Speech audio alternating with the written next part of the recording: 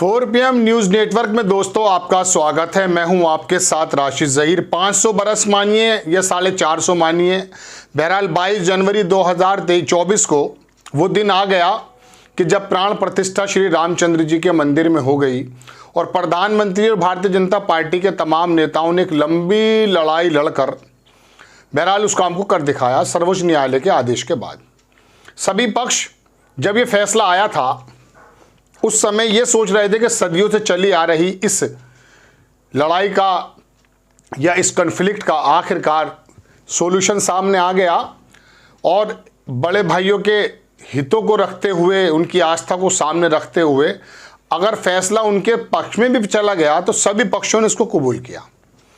देश में बड़ा समाज, बड़ा वर्ग, सभी धर्मों का ये सोच रहा था कि चलो आखिर अब हम आगे की तरफ बढ़ेंगे, लेकिन ऐसा होता दिखाई नहीं दे रहा है। क्यों कह रहा हूं मैं आपसे ये बात इस मौके पर? इसलिए कह रहा हूं कि ये जो काशी मथुरा बाकी है और ये तो झांकी है, ये वाले नारे हिंदुत्ववादी दल लगाते थे। लगता था ये चलिए कोई बात नहीं, लगा रहे हैं लगाने दीजिए, लेकिन ये नारे ज़मीन यहाँ तैयार करके जब अमेरिका के स्क्वायर पर पहुँच जाते हैं और विदेशों की धरती पर ये नारे लगते हैं तो लगता यूं है कि यार ये जहर जो है, जो यहाँ हिंदुत्ववादी दलों ने बोया था, वो फैलकर काफ़ी ज़्यादा चला गया। मैं आपको मुंबई के IIT की भी खबर सुनाऊंगा और आपको ये भी दिखाऊंगा कि अमेरिका के टाइम स्क्वायर पर किस प्रकार से हिंदुत्ववादी दल इकट्ठे हुए और उन्होंने क्या क्या नारे लगाए। मोहम्मद जुबैर हैं, उन्होंने इसको ट्वीट किया, लिखा कि टाइम स्क्वायर में हिंदू समर्थकों ने भारतीय शहर मथुरा और वाराणसी में मस्जिदों पर कब्जा करने के लिए नारे लगाए। आगे लिखते हैं कि भीड़ ने यह भी नारे लगाए कि अयोध्या तो बस एक झांकी है, काशी और मथुरा बाकी है। छोटा सा वीडियो देखें आप।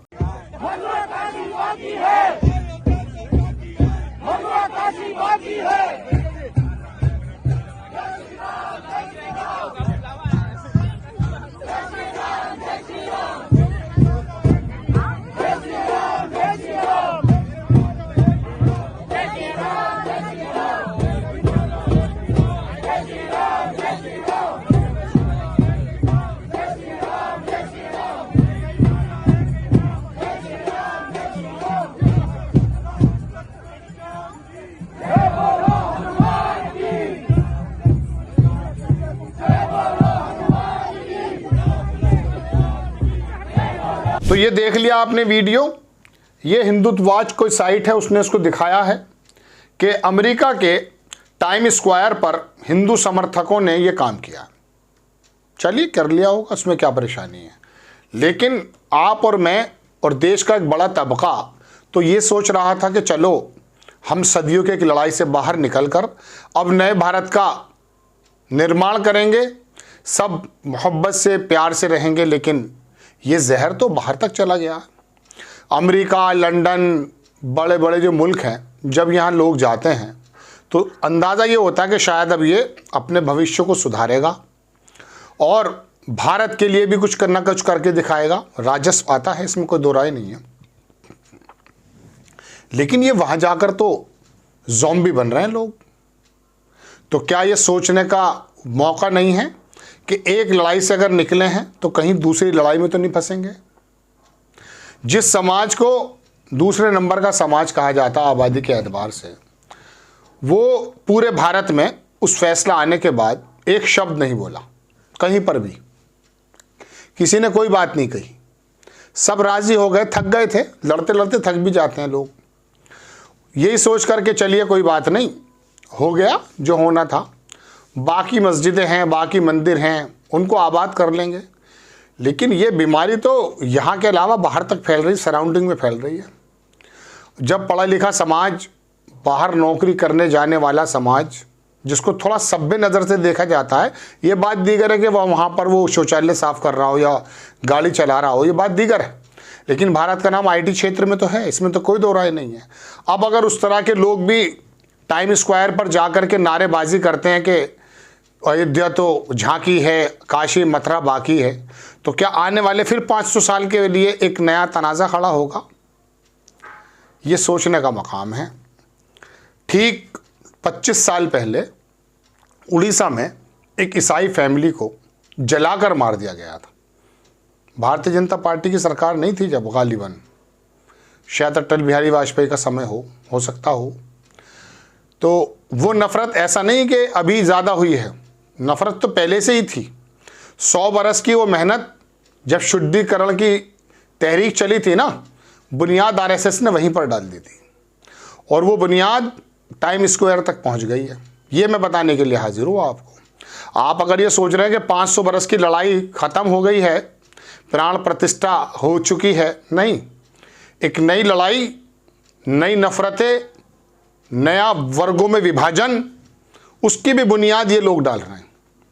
सरकार से तो अपील यही कर सकते हैं कि जितने भी इस तरह के हुडलम्स हैं, किसी भी वर्ग में हों, अगर वो वर्गों के बीच में बंटवारा करने की कोशिश करते हैं धार्मिक एतबार से, तो उनको उनकी सही जगह भेज दिया जाए।